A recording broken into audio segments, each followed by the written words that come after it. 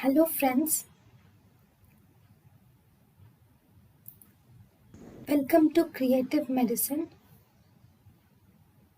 In this lecture, we will learn about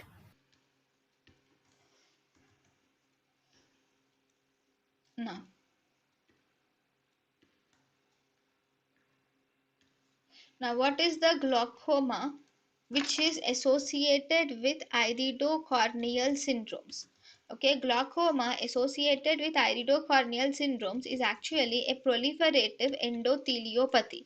It has three types. First type is progressive iris atrophy. As the name says, there is atrophy present in the iris, and because of the atrophy, there will be hole formation seen in the iris, which is called as progressive iris atrophy. Second, we have Cogan-Rees syndrome. In Cogan-Rees syndrome, there is development of diffuse nevus and pedunculated nodules are seen in the iris.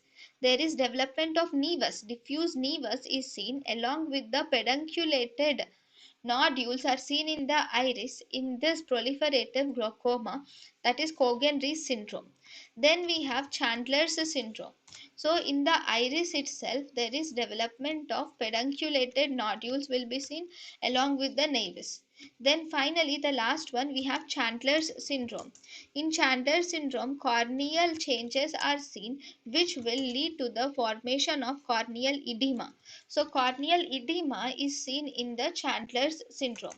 So these are the three types of iridocorneal endothelial syndrome, also called as proliferative endotheliopathy. thank you and thank you for watching.